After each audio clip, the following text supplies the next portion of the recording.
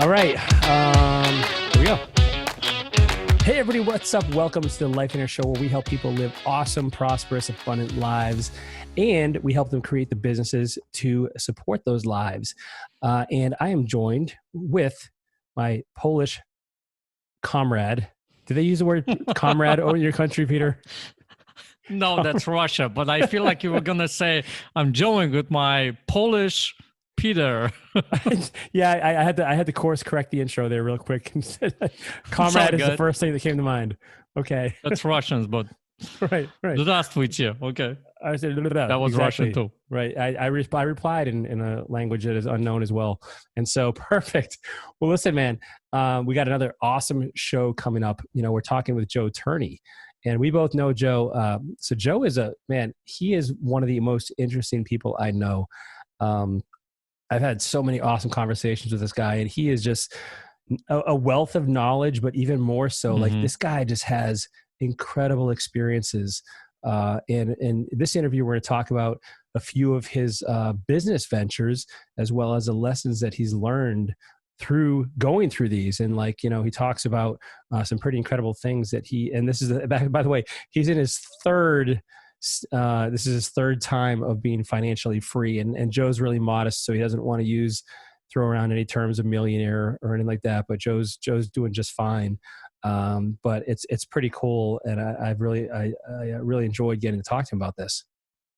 Yeah, I'm really excited for you guys to hear Joe, because for those of you who know me or know Joe, he has had a tremendous impact on my life in one area of my life. But what I want you guys to listen particularly on this particular episode is there are some lot of golden nuggets, like the little metaphors that he shares or the little examples that he puts in, because there's so much gold in those little kind of phrases and things like that you can take away and actually apply in your life and just start doing stuff today kind of thing to move forward. So it's a great episode. Yeah. Take it on and just start, putting that stuff into place. All right, let's jump in right now. Here we go. Hey, Joe, welcome to Lifeonaire Show. Thanks for joining us, man. Hey, Jason. Thanks for having me. Awesome pleasure. So Peter and I both know you, and we've had for years now, and it's been a real pleasure to have you on the show. And I want to tell you, this is one of those interviews where this thing can go so many different directions that this is going to be an exploration for, I think, everyone on the line right now. And so, and there's a good reason behind that, though. You know, typically people have a really specific niche or expertise, and you just have such a wide, diverse array of experiences and business experiences as well, that this is a gold mine that I cannot wait to unpack with people. So first of all, you were on a Navy submarine for 6 years. Yes. I remember you telling me once, like, what's the longest you went underwater before? Until we ran out of food. It was about 8 months. 8 months. So that I'm surprised you don't have we ran out of food. That was like the indicator, right? Right. Like that's where you go up when we run out of food. Yeah. So I'm surprised you don't have some weird little tick or something going on, or from being underwater for 8 months. That's insane. And then they're in there. You just have to find them. Right. Yeah. If you're watching the video right now, if you see anything weird, it's not Joe's camera freezing. It's actually a little thing going on there. And then this is the third time also business wise that you are financially free, and you're doing it in real estate right now. But you had 2 other previous experiences with this as well, and both of those were in different niches too. What were those? Yeah. What's that? What were those niches like? Well, the first one was through network marketing. I wasn't very good at it, but I was very determined. So it took me 10 years to get up to the point where I was actually making some money at it, through just sheer determination and 100-hour work weeks.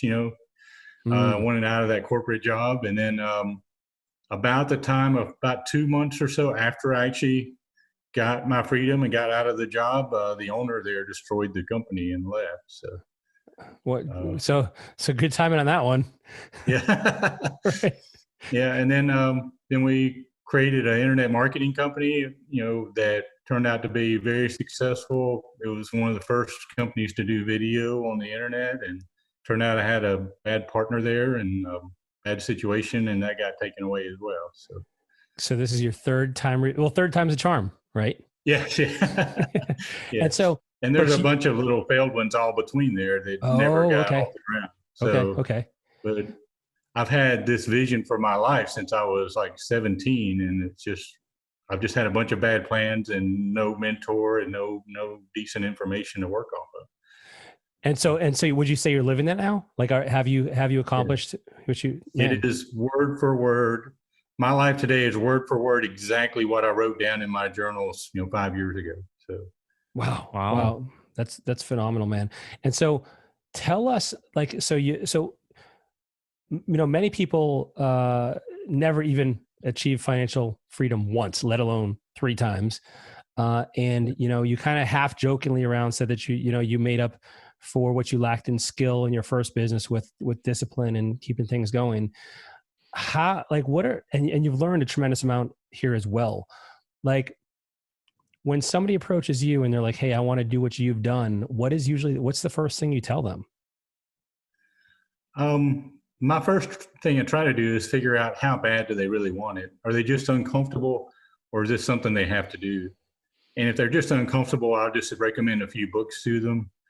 Most people are never motivated enough to actually do what it is they say they want. And it's frustrating to me. So I normally don't give a lot of information until the person won't leave me alone. So, what are some of those books, by the way, that some of our less motivated listeners can check if that just spoke to you? Where they're starting from, Okay. If there's a financial mindset problem, then we got to start with that first, because making more money with a bad financial mindset is horrible. Mm-hmm. When I first made money when I was in my 20s, the first thing I did was go get the 3-story house in the gated community and the Mercedes cars. And that was a disaster. After 3 years of great income, I had nothing. When the income went away, there was nothing there. It was just gone. So normally you got to start with a financial foundation before you go pursue, your independence. But with that being said, just simple books off Amazon. Full Frontal Real Estate Investing is a great one. Then for your mindset, I use a Motivation Manifesto, which I thought was great. And then all the financial books, there's so many financial books, depends on where they're at mentally. Something like The Richest Man in Babylon is a real simple one to start with. Okay. So that list, I've been reading about one book a week for the last 15 years. So that list is so long. Right. And so one of the things that I've picked up on you as well, and like, we talked about this off camera, is that you're kind of like a constant improvement kind of guy. Like, even going back, some of your stories about meeting like Jim Rohn, for instance. Yeah. It seems like you've embraced this path this has been from a young age as well. Yes. And so and so I knew exactly what I wanted my life to look like, but man, it's really hard when you have no direction and you find someone else's plan, like in network marketing, that's someone else's plan, right? And you try to make that fit in your life and you really push it. And it turns out most everybody there is not really interested in how things work out for you. They're really more interested in keeping you there as long as you can. So, I'm not downplaying the industry. There's definitely things to do there, but I'm just saying, Jim Rohn says it best, sometimes more motivation is not what you need. If you motivate an idiot, you just got a motivated idiot. And he's going to get to disaster much quicker than. Right. So you got to, okay. So sometimes it's a chance of meeting the right people, but if you're in Lifeonaire, there's no reason why there's the people around you have all the answers you need, pretty much. I mean, that's what drew me to the program, because I'd never met people who would openly share, advice on things. Right. So you realized early on you had a plan. You realized that there's probably you yourself have a big part in this. So you wanted to try and beef up your chops by reading, by developing yourself, and then kind of executing this plan. Like, tell me more about this concept of a plan and what that looks like, and how do you know if you have the right plan? Like, what do you do? Yeah, I meet I meet people, and then plus I go back and really study my journals from the past. I have a whole lifetime of journals that I look at and remind, study for my own purpose. The most stressful times in my life where I was drowning and didn't see a way out.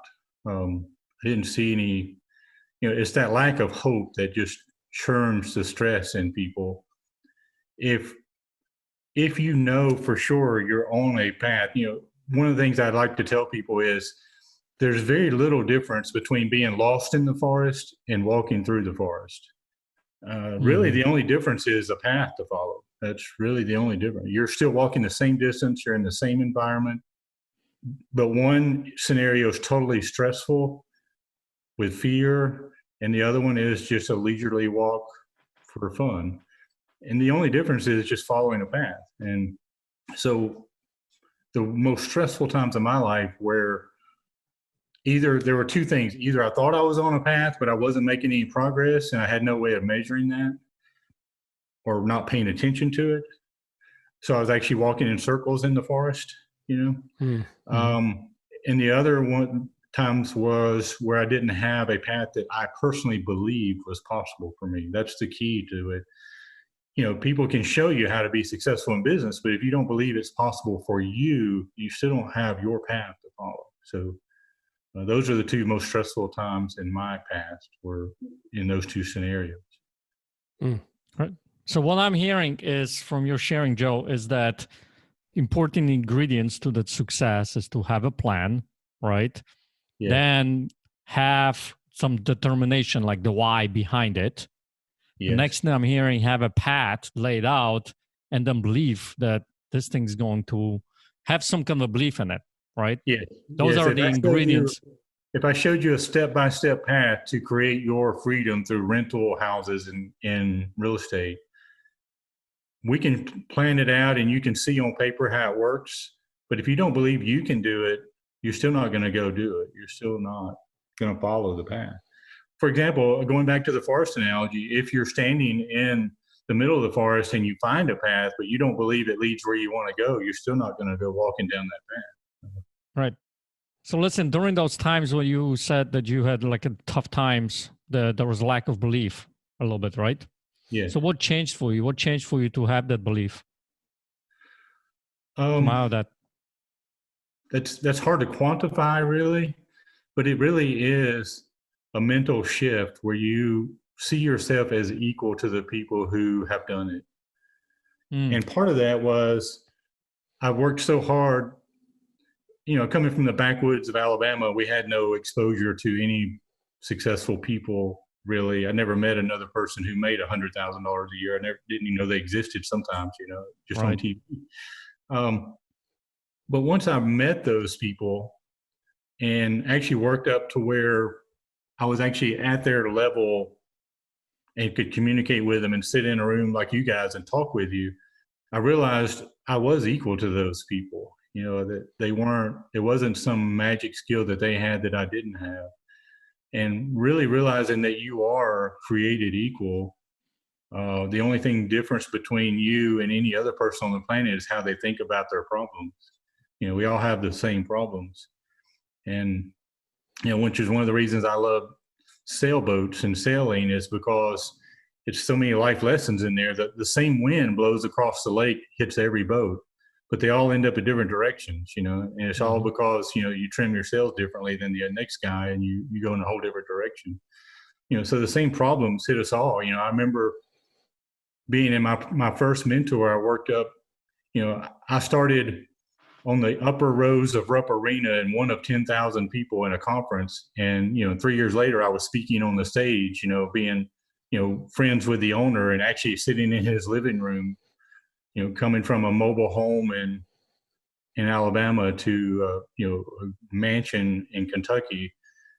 Once I sat there and talked with him and I really got to know him, I realized he's really was no smarter than me, no special skills, he had the same problems I had. He he talked about his problems the same as I talked to mine. His financial problems were just had a few more zeros on the end of them, but they're the same problem. Right. And that was a click. That's when it clicked for me that we're really all the same. If you want the same life another person has, if you do exactly what they do, it will, do what they do and think the way they think. That's all that has to change. Right. I think that's the really important distinction, Joe, that you just shared. It's just because a lot of people, I think they focus on the fact that somebody's they're financially, got a lot of zeros, right? Or they're this, some authority figure, like then Grant Cardone's or whatever it might be, right? Tony Robbins's or whatever the case may be. And what I'm hearing from you is the way you're looking at that person is not just in this one area, but as a whole person. And when you start looking at them as a whole person, they're not that much different as any of us. Yeah. And Jim Rohn told me, I think he was quoting it from someone else. He said, but you'll be the exact same person you are today in 5 years, except for two things. He said, the people you meet and the books you read. So those are the only two things that change your direction in your life. Otherwise, you're on the same path you're always on. So he recommended I go meet some new people and read some better books. So. Awesome. And so is that if you had, and so like, I just want to pause here for a moment, because if I understood you correctly, what I heard was like, hey, anybody can do this if you just accept, number one, you gotta have a plan, you gotta have a vision for what you want, and you gotta believe that this is possible. And the easiest way to believe it's possible is to be around other people that are doing it. Is that accurate? And then also you actually have to walk the walk too, though. You can't just pretend, right? You gotta do the work, and you gotta read the books and right. I get a lot of people challenge me on it, saying, "Oh, you just relax and let money come to you." And I was like, "Well, no, I didn't say that. I said mentally relax and follow the plan." Yeah. You still, if you've got a mountain to move, you've got to pick up a shovel and start doing the shovel. So, but if you can move one shovel full of dirt, you can move, any size mountain. It's just a matter of persistence and time and a plan. Now when you mentioned that, you mentioned persistence a few times now, how does persistence play into and interact with a plan? And the reason I'm asking is because you've had certain plans that have worked really well, and then you self-admittedly said that you had a few plans that didn't go so well and they didn't get you anywhere. What's the difference? How does somebody know if the plan they have is any good? And that's where it comes back to measuring your progress realistically. Okay. And part of your plan needs to have checkpoints. If you're going back to real estate, if your plan involves rental houses and you've been working at it for 3 years and you don't have one rental house yet, you're not following you either have a bad plan or you did not put in accountability into your plan for yourself. Or you're delusional, as you think you're doing it, or you think you're following the plan and you're really not. You're just going through activities, stopping a little bit short of actually pulling the trigger each time. Finding every plan or every real estate deal normally has one fatal flaw that you can identify. Well, that one thing is really bad, or this business has this one fatal flaw in it, and that is pretty much the only thing you need to stop you from getting everything you want is just one excuse. And if you can find that one excuse, a lot of times people use it to the reason why it didn't work. So again, Jim Rohn, I've learned so much from him. He said when you're tracking your accountability and you're tracking your results, use very small boxes, because you can't write a story in a number box. If the box only has a number in it, you can't write your excuse in it. How many calls did you make? That doesn't ask, that doesn't ask what problems you had at home, why your phone didn't work. It didn't ask any of that stuff. It says how many is a number. So along these lines, one of the questions I get from people is like, hey, listen, I want to make this, I have this dream of quitting my job and going into business for myself. And I'm hearing, and they're telling me this, I hear two schools of thought. One says you keep going until you make it and you don't give up. The other school of thought says, hey, you give it whatever time frame and there's a deadline. And if you haven't done it by then, you give up, whether it's 6 months, a year, 2 years, whatever it is, and then you're done. And they've asked me for my opinion of like which one is right. What do you think about that? Well, from personal experience, I know that spending too much time on a plan that's not working, you waste your whole life on it. Mm, Either let it go and accept your reality as it is and just enjoy your days and quit stressing yourself out trying to change yourself. Or, if this really is a dream of yours, then, you need to readjust and get a new plan and start from scratch, with new contacts, new people, new plan. And that's what I had to do. Once I realized the plan I was following was not getting measurable results. The sad part is, from the time my kids were about 5 until they were 18, I was following the wrong plan, and I was working nights and weekends. And I said, just 3 to 5 years of hard work and I'll be free. Well, I did 3 to 5 years for like 12 years, and I missed their whole childhood. And that's a big regret of mine that someone didn't challenge me on it earlier and says, you've been at this 3 years, show me your numbers. And, that's not worth, you're not making reasonable progress. Mhm. There's a reason the first grade desks are small, they don't want you there, but a certain amount of time, you need to move on. That's really good. So when you moved on, if either you're growing or you're not, and you need someone in your life to challenge you on that. You're spending all this time away from your family. Is it paying off or not?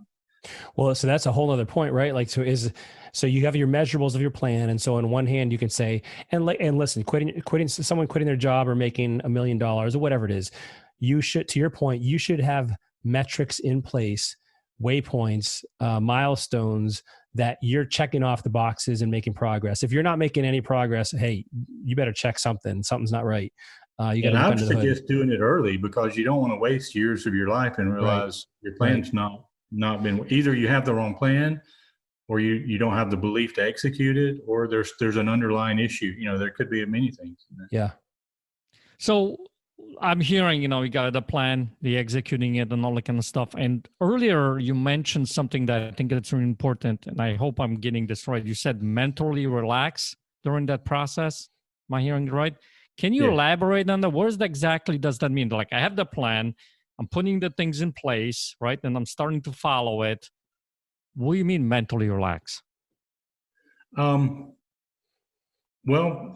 it's a matter of not stress and striving. It's knowing where you are on this map. You can point to it, saying, I'm on step number 2 of 10, and this is the direction I'm going, and here's when we're scheduled to arrive. So when things come up in your life, like you have trouble paying your electric bill, or there's a personal tragedy in your life, it doesn't have to cause you stress when you see it as a momentary blip on the map, something you're going to go through, and you stay on this path. The stress comes from, to me, uncertainty and fear. And if you know where you are, I keep going back to this forest analogy, but it's so clear. If you know where you are and you know the path out, there's no reason there should be any fear involved in that. It's just, now you just got to stay and walk. If a tree falls down and blocks the path, all you got to do is just get around it and get back on the path again. But if you're walking without that path and you get blocked by a downed tree or some kind of big roadblock, you're lost. You change direction and you never get back on the path again. I don't know if that's a vague enough answer for you. No, I mean, what I'm hearing, Joe, a couple of things I'm hearing. One, you like walking around in the forest. Yeah. Yes. And two, I'm hearing that there is a lot of that comes with the trusting the process, right? Yes. That's kind of what I'm hearing. You've laid out this plan, trust the process, and you're tracking it along the line to see if actually is the process getting me the results, because I can be going on for 30, 50, 40 years, without seeing any kind of results. And the other thing I'm hearing too is being truthful with yourself, right? Because we are very good at making, yes, I'm doing this and I need to look at this. I need to learn this. I need to do this. But deep down inside, is this something that you really have to do? Are you being truthful with yourself?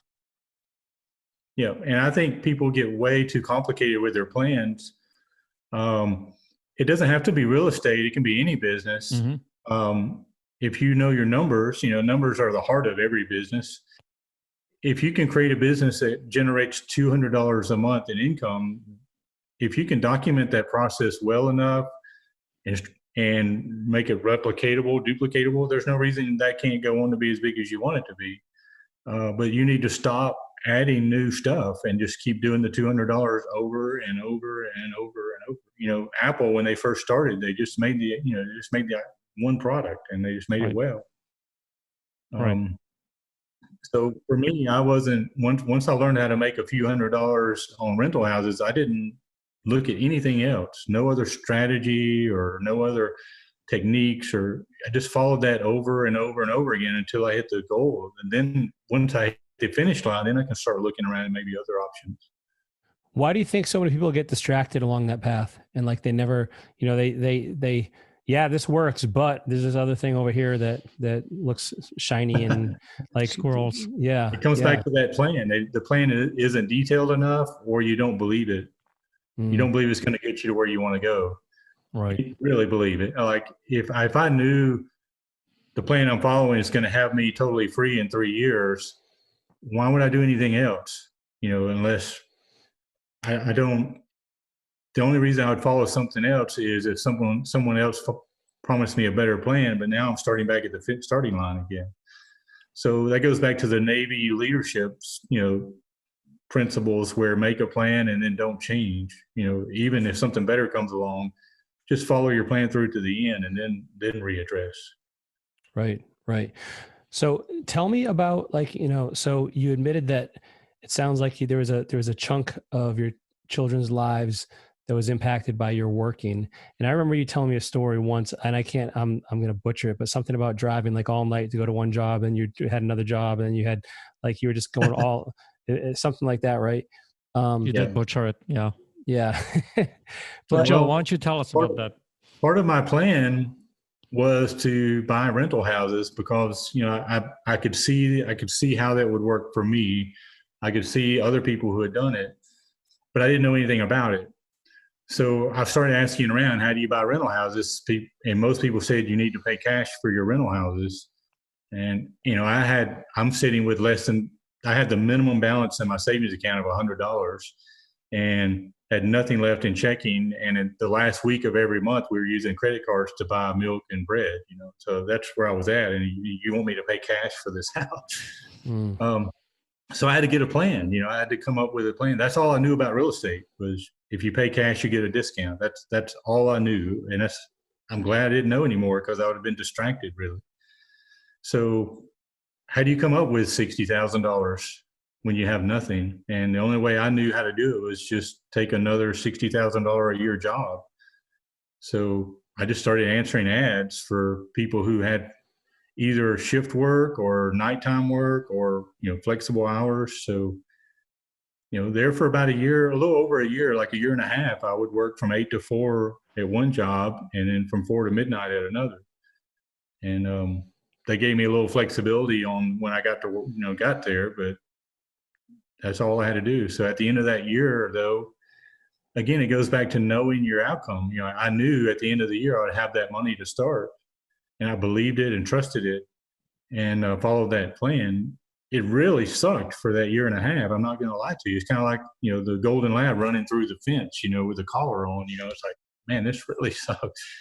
But you can almost do anything as bearable if it's not forever. If for sure there's an end point to it. Where does that last and where does that end for people? Because you mentioned earlier about, only working hard for 3 to 5 years, and it took you 12 years to do it. Yeah. This seems like it could be incredibly empowering to just suck it up and push through. Like you mentioned, the dog running through the invisible fence, and by the other side, it hurts for a little bit and it's freedom. The difference this time was I tracked my money monthly. If my balance wasn't going up, I would drop out of that. Okay. That was my commitment, was I'm going to watch the results of this effort very closely. And if we're not getting measurable results within 30 days, because that's the plan, you work 30 days, you get a paycheck, right? and that money should go directly into a savings account somewhere. And if that's not being measured and it's actually showing results, then I'm not going to follow this plan. But because it was measuring, because I could see the accumulation of my efforts immediately, then I didn't mind following the plan. So you knew, you had some realistic projections based on on what you had set. And that's what I didn't have the first time was a year's worth of work, and I still had the same bank account balance. Someone should have slapped me and said, this isn't reality. You're not living in reality. It's not working. Gotcha. Do you think it's common for people to, and so would you say that if you would have had those metrics back then, you would have run your business differently? Or do you feel like you were just such a driven person in accomplishing this goal that, quite frankly, at that point in your life, you didn't recognize how much you were missing with your kids? Like, what is it? Have you ever looked into this for yourself? Like, would you have done things differently? Or was it just, you were just such a driven person? I allowed myself to get consumed with a plan that consumed my life so that I could have a better life. Mm-hmm. And when you say it out loud, it sounds, ridiculous. But I didn't have any time limits. It was an open-ended do it until plan. If you look at a lot of those business plans, they say you do it until, you never quit. Yeah. That's the biggest thing people tell you is never quit, never quit, never quit.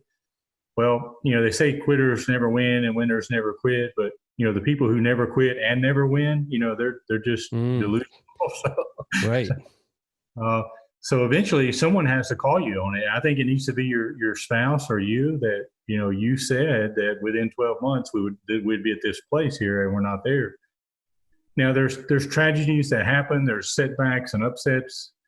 And if those things happen, you readjust your plan and your set points and your goals. But the biggest fear I have now is living in delusion like I did before, because I was self-delusion. I thought I was on a plan that was working, but I was following a plan blindly and working really hard, but I wasn't measuring the results.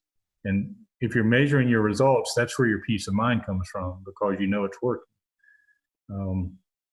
And so without the feedback loop there, that's where I went wrong so early on. Got it. Honest feedback, not telling myself I'm doing everything I'm supposed to do feedback. I'm curious too, Joe. One of the other things that I know out of Lifeonaire that we talk about when we create this plan, aka vision, right? Yeah. It's not just the business, it's the entire life, right? Absolutely. And we actually in Lifeonaire, we start with life and then we see how does the business actually support that vision. What I'm hearing, and correct me if I'm wrong, but back in the day when it was not successful and all that kind of stuff, you just had a plan for that one low aspect, not for the whole entire life. Am I right? Is that a big difference? When I first began, I believe, since all of my immediate pain and problems were a result of finances, I believe finances would fix all of my problems. And, that's not uncommon. Most people believe more money will fix problems. And all it really does is to just amplify the problems in your life that you've never looked at before.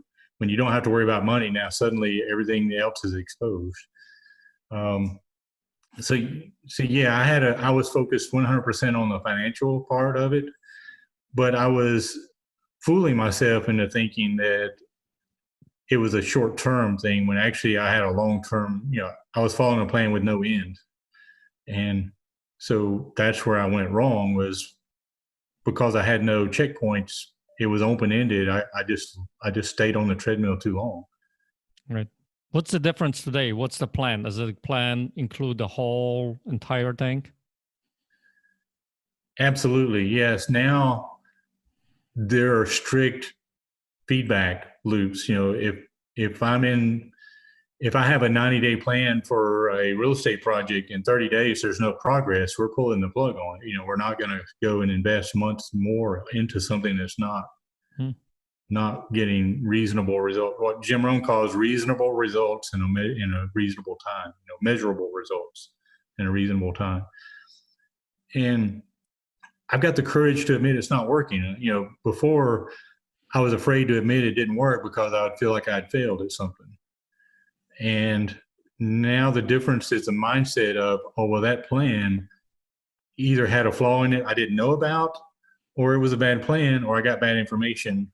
That's really the only things that could happen. If you have good information and a good plan, and you know everything there is to know about it, there's no reason it won't work. So that's and just having the courage to admit, what I'm doing isn't working. And that comes into your career and everything else. If you're working 60 hours a week and you're no better off than you were when you were 10 years ago, that's not a measurable progress in a reasonable time. So you've talked about motivation and the plan. What motivates someone to decide to that they want to achieve this? That's what they call mysteries of the mind, right? Two kids can come out of the same horrible family, and one goes on to greatness and one goes on to Skid Row. And if you interview both of them, they'll say, of course I ended up here. You see my family, right?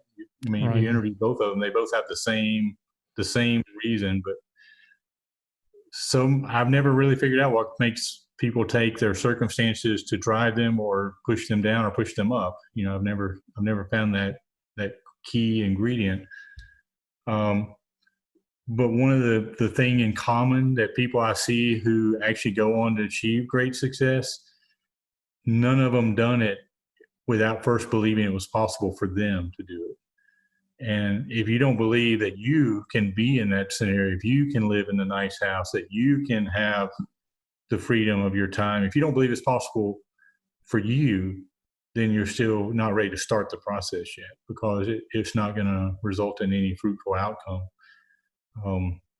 So every person I know who has made it to their end goal actually believed it was possible from the beginning. So that's the key ingredient difference. I'm not sure how you build that belief, other than just meeting people who are doing it and realizing they're just normal people like you. And then you have a conversation with someone you thought was brilliant, and you walk away thinking, oh my God, that person is an idiot, and he's doing way better than I am. How is that possible? And the only difference is he believed it was possible for him. And that's the only difference. I remember, I remember Robert Kiyosaki once saying, like, his friends were giving him a hard time about real estate, and they're saying how it doesn't work. And I remember him saying, well, I guess I was just too dumb to realize it didn't work, so I made it work. I was like, if I would have known too much to start, I may not have made it either, because I believed that, my 3 points of information I had was enough, and I got started. If someone would have told me all the dangers and pitfalls and all the things that you could go wrong, I may have been paralyzed by fear. Right. Yeah. Well, I think for me, the same thing has happened is that you mentioned, Joe, is like, where I've been around people that, typically have, they have like their own aura, right? They incredibly successful and things are going really well.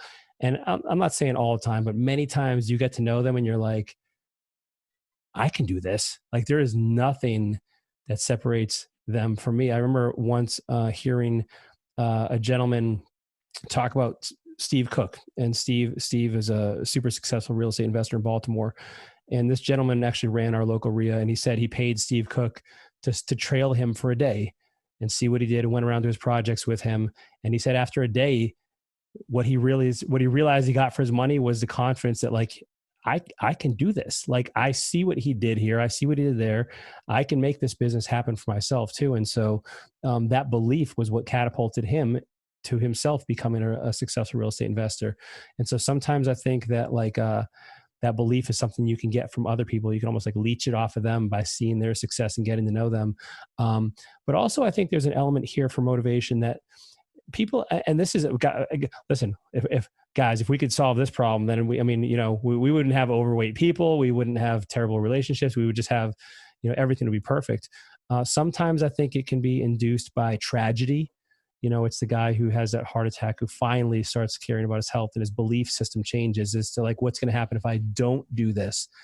I remember Steve saying once, in response to the question, is like, well, weren't you scared to go into real estate? I mean, you failed in the restaurant business, and and you had nothing. Like, weren't you afraid to not do a deal? He's like, I was terrified, but I also realized that what my life would look like in 20 years was 100 times more terrifying to me than going into this business. And so, what was that like for you? Did you have any of those fears of like, hey, what's my life going to look like if I don't do this? That motivated you? Oh yeah. Coming from a blue collar family where everybody just works at the steel mill for 40 years, I had countless reminders of what awaited for me, having spent my life, following that plan, what that outcome would be.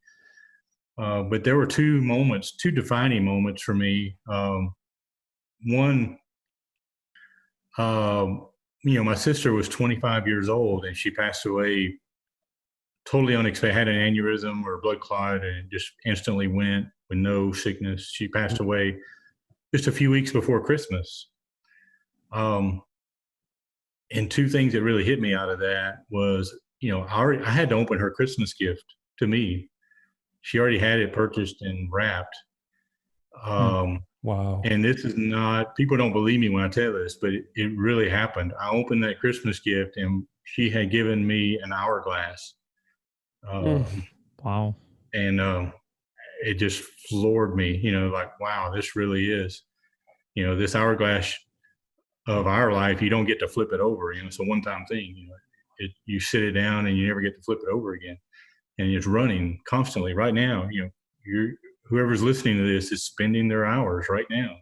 There's no second chance. But then a few months later, I had to help my mom clean out my sister's closets and belongings. And in her closet, there was this black velvet dress, cocktail dress hanging up that still had the tags on it.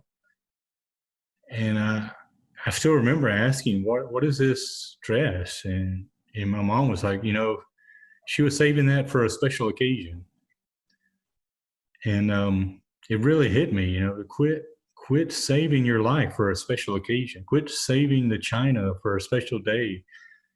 Quit saving and waiting for all these things to happen because, this is your last day, yes or no. It's every day is you draw a random number. Is this your last day or not? And once that reality really sets in for you and you really accept that this really might be your last year, that's really what gets people off the couch a lot of times. It got me going. Again, I was just a motivated idiot. So I got to my disaster quicker, but still I got motivated. But then it wasn't but 5 years later, we had my dad's 63rd birthday party, and we talked about how he was going to maybe take some early retirement, and he was going to finally get to go to Alaska. Since I was a kid, he's been talking about going to Alaska.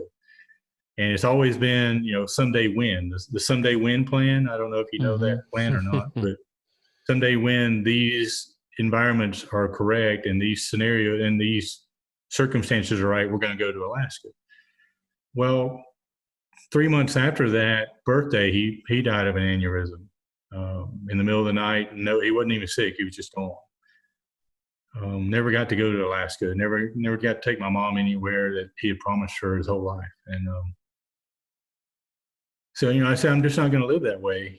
So it wasn't but 5 years after that, I was totally financially independent, and I've never worked at a job since then. And the first trip we took, me and my wife, the first place we went was to Alaska. We spent a week, in Alaska because I wasn't going to wait anymore. And when you really get to the point where I'm not waiting anymore, that's when things really start to happen. We now, if we decide we're going to go somewhere, we have a conversation in the living room saying we should go to this place. A lot of times before I go to bed that night, I'll go ahead and order the plane tickets and say, all right, we're going in September. And they're like, well, wait a minute, we're not ready. I was like, well, we will be ready by the time, September comes, but we're not going to miss, there's a deadline now, a commitment. And so I had some non-refundable tickets I had to give back to Delta when all this virus stuff hit. So now I've got vouchers sitting in my Delta account waiting to go somewhere else. So now on a moment's notice, my wife is very careful to have conversations with me. She said, now we're just talking. Because we'll have a conversation about something, and a week later, I'm like, well, here it is. We're ready. We got the ticket. You're not talking about Poland anytime, are you? Yeah. Well, if I got to get a passport, so I'll quit using that as an excuse for not doing those trips. So, the tickets are expensive, and you're like, well, that gives me 3 months to come up with the money to get it paid for. It's like, hurry up. Once you get that sense of urgency about your life, everything just bends to your will. It's almost like you're living in the Matrix, and you realize I can't control everything around me. It's the commitment and the belief. Those are the two. Commit to a plan and believe it's possible, and then all of a sudden everything just happens. What is that? Henry David Thoreau that said, if you just go confidently in the direction of your plan, and you will be met with success. That I butchered that quote, but that's about what he said. Yeah. Yeah, man. Well, I'll tell you, Joe, you've been, every conversation I've ever had with you has been really enlightening, inspirational, and kind of revealing as well about your character. And we haven't even talked in this episode again. We have to get you back here again to talk about your faith walk and some of the incredible things you've done to help other people with their journey as well. And I not only is your story incredible, but you have an equally incredible kind of heart for others, and helping other people as well. And so just by sharing your story on this episode, I know that a lot of people are going to really, quite frankly, like I think you've empowered them with what they need to honestly assess for themselves. What do I want? What am I willing to do to get there? And do I have the why, the motivation to make this a reality? So I want to thank you on behalf of our listeners and our viewers here. And so, are there any last words that we haven't had a chance to ask you that you think our audience would benefit from hearing, or would you want to summarize anything that we haven't discussed? Oh wow, that's an open-ended question. I would say, there are days when you decide you're finally going to do it, and you come up with your own plan, and you really believe it, and you buy into it, and you go to bed just amazingly motivated. And then the next morning you spend 30 minutes looking for a matching pair of socks, and you're late because you can't get out of the house on time. It's a matter of giving yourself a break. It's like, we've all done those things, and start reading those biographies. Go to the biography channel and just binge watch biographies over and over, and you see every story. There are people that did stupid things, and they survived them, and lived through it. And every scar I have is from a stupid decision. I have some physical ones and mental ones. So giving yourself some grace and yeah, just because you feel like an idiot tomorrow morning doesn't mean your plan's bad. Just means you haven't changed at all. So. Got it, man. Love it. I'm hearing so much here that people can take away. Thank you for being on the show, man. We look forward to having you on another episode. All right, great. Thanks. Super cool, man. That was awesome. I picture Joe as, he could be like a motivational speaker, man. He has so many little nuggets that you just are like, ooh, that was good. Like, was that yours, or did you steal that somewhere else? Because that thing was super impactful. He talks about walking through the forest. He talks about, just so many analogies. He makes all of his lessons so impactful and relatable. It's cool. And especially, the guy's so humble, yet he's been so successful. And what I love is he's been able to distill down to just a few simple principles what his success has been attributable to. A plan, a measurable plan that you're making progress in. That's the first thing, right? Making sure that you have something that's actually giving you the results you want. He talks about the first plan he had where it wasn't giving him what he wanted, but he was motivated, and so he kept moving in that direction. He was inspired to keep going, and he didn't have the metrics in place. But the second thing that he really mentioned, these are the two biggest takeaways I took, was the plan in this one, which is the belief, right? Having the belief that you can actually do this. I think that's what stops a lot of people from even attempting this. He did talk about the why too, with with his sister and his dad. I mean, gosh, I mean, those are big whys as well. What were some of the biggest things you took away from this? Yeah, those are huge, powerful stories. And I think every single one of us in our lives has some kind of a, different power story. I mean, I have so many of mine that had a big impact on me, right? And I think the belief is so important in our lives to actually keep moving. And that was one of the big takeaways that I had. But I think one of the things that he kind of touched on, but I think we didn't dive deep into it, is that belief doesn't become this belief between now and 5 years from now, right? Like, I don't think, for instance, Tony Robbins believed that at that point where he was going to be gigantic, huge, standing in front of 20,000 people person. I think he might have had some kind of a belief, but I think he had those incremental beliefs that he built on, and it started getting bigger and stronger. And, and Joe talked about the confidence, and talked about, so many little cool golden nuggets, man. Every single time that I sit down with him and I talk to him, I walk away with some wealth of information that I can apply in my life right now. I think at one point, he's going to be the guy, he needs a pipe that he's going to sit by a fire and he's just going to share his stories, Man, you said something there that I'm not sure how I feel about. So beliefs, right? I think he mentioned he had his plan when he was 17 years old, exactly what he was going to have his life look like. And he decided then that this was kind of that he was going to do it.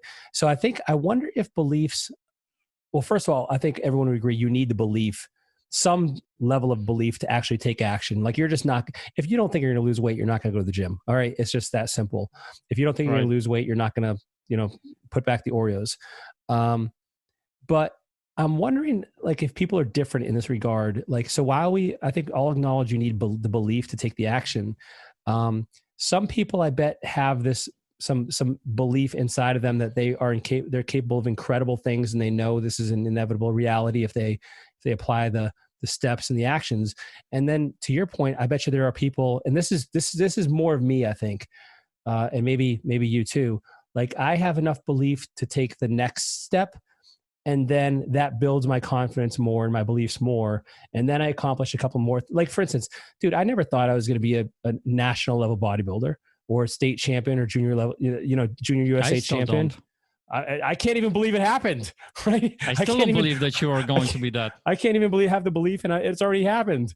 And so this is what I'm saying though, but it comes in small steps. And so for me, I'm not saying this is everybody. You take some actions, you have some success, and then that builds your belief.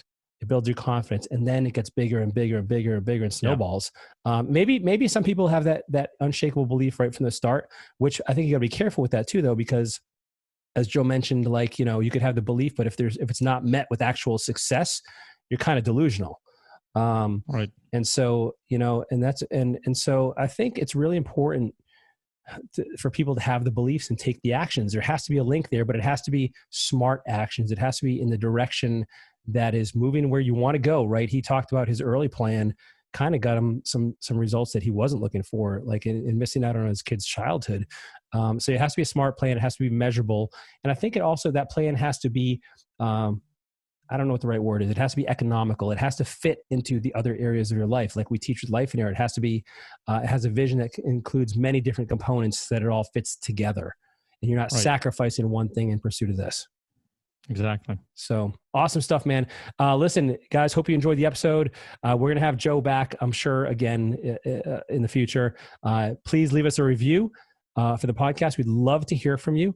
Also, we have the Lifeonaire app. If you want to join the community and the conversation, go on and download that. You can get that wherever apps are. I don't know where people go. iTunes store. iTunes. Okay, yeah. Or you can find the desktop version. Go to lifeonaire.com. As always, thank you for your time. Thank you for your attention. We know you're a busy person, and we greatly appreciate you tuning in. We will see you next time. Take care, everyone.